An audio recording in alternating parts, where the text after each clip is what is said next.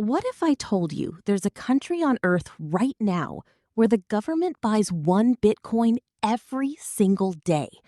Not because it's trendy, not because a hedge fund told them to, but because their old currency was so broken, so untrustworthy, that millions of their own people didn't even use it. This is the story of El Salvador, the first nation on the planet to make Bitcoin legal tender. And what's happened since is nothing like what the headlines told you. Some say it failed. Some say it's the boldest financial experiment of the century. Today, we're going to look at the real numbers, the real timeline, and the real lesson every crypto investor needs to understand before the next country tries this. Because trust me, this is not the last time it happens. Let's get into it. Point 1. The currency was already broken before Bitcoin ever showed up. Here's what most people don't know. El Salvador didn't even have its own currency going into this story. Back in 2001, they abandoned their national currency, the colón, and adopted the US dollar instead. Why? Because their own money had failed them. Inflation, instability, a civil war just years behind them. The colón simply couldn't be trusted anymore. So think about that for a second. This is a country that already knew what currency collapse felt like.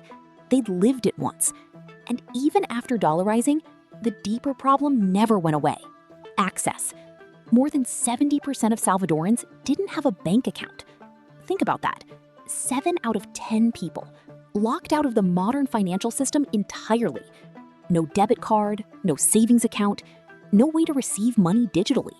And remittances? Money sent home from family working abroad made up around 20% of the entire country's GDP.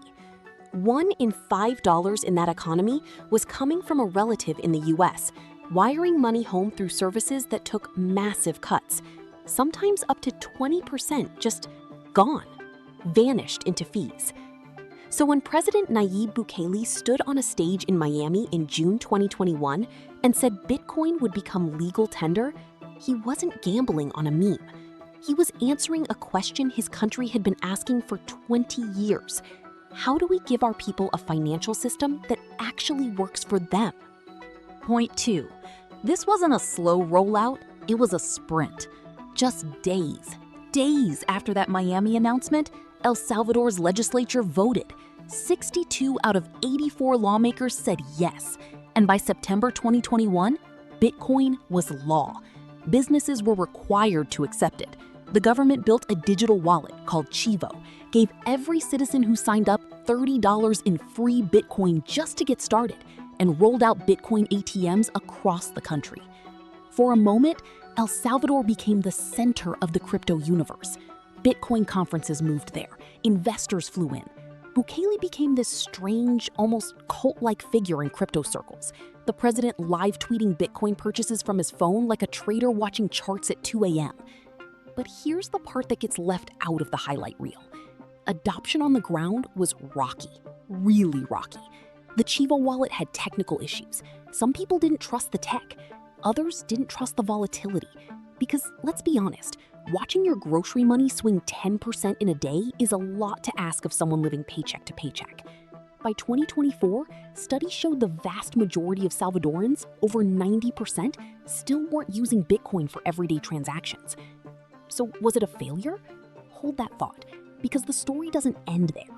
It just changes shape. Point 3. The IMF forced a walkback, but not the one you think.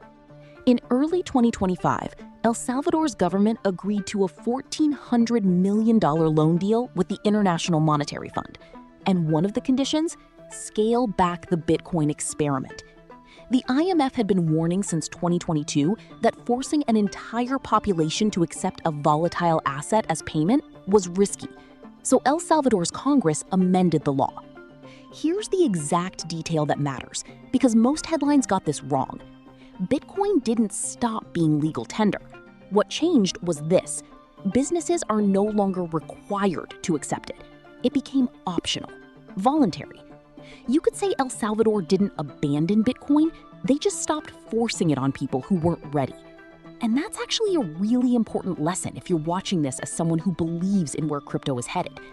Adoption can't be mandated top-down onto an entire population overnight.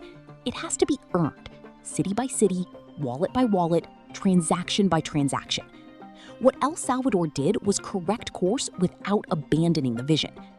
Because while the mandate got softer, the government's own conviction did the opposite. Point 4.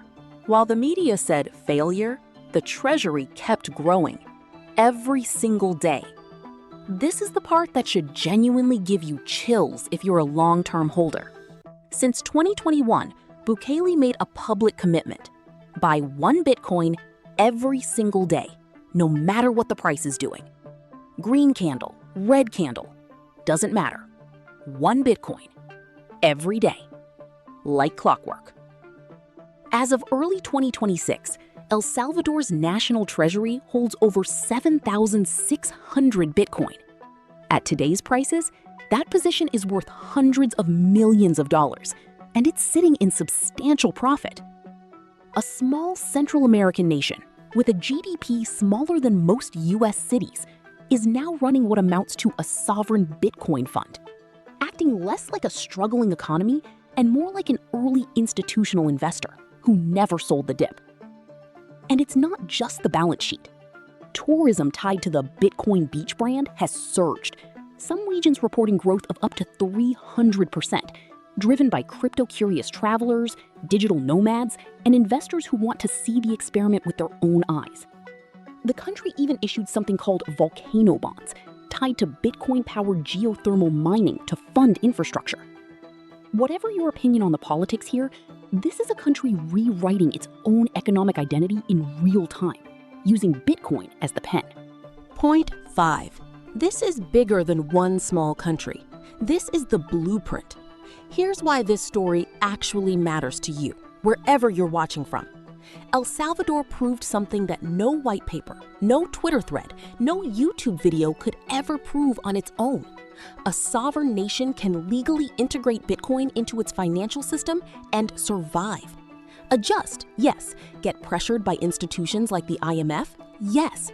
But survive and keep buying. And once one domino falls, others start watching closely. We've already seen ripples. Talk of Bitcoin reserve legislation moving through lawmakers in the United States, other nations quietly accumulating Bitcoin on their balance sheets, and a global regulatory framework that's finally starting to take shape instead of existing in ambiguity. None of that happens in a vacuum. El Salvador is the case study every finance ministry on earth is quietly reading right now. This is the psychological shift that matters more than any price chart. For decades, currency was something governments handed down to you. You used what you were given and you trusted it because you had no other choice. El Salvador cracked that open.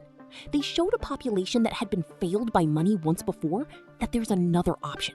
One that isn't controlled by a single central bank. One that isn't inflated away in the shadows. One that, whether it goes up or down tomorrow, at least plays by rules that are transparent and fixed. So here's the real takeaway. This was never really about whether every taco stand in San Salvador accepts Bitcoin for a $5 lunch. That was never the real test. The real test was whether a country that had already been burned by broken currency once would trust something built different. And the answer, so far, has been yes. Imperfect, pressured, adjusted along the way, but yes. Because when you strip away the politics and the headlines, El Salvador's story is really a mirror. It's showing the rest of us what happens when trust in the old system runs out and people go looking for the next one. And that search doesn't stop at one small country in Central America. It's happening in boardrooms, in central banks, in your own portfolio decisions right now. If this story showed you anything today, let it be this. The next major shift in how the world thinks about money probably won't come from a Wall Street stage. It'll come from somewhere unexpected. A small nation, a single decision, 1 Bitcoin, bought every single day by people who refuse to accept broken as the only option. If you want to keep seeing these stories broken down before anyone else covers them, make sure you're subscribed here on this channel. We're tracking every country, every policy shift, every signal, so you don't have to dig through 100 headlines to find the truth. Drop a comment and tell me, which other country will make the same move next? Because I've got a few candidates in mind, and we'll be covering them soon. See you in the next one.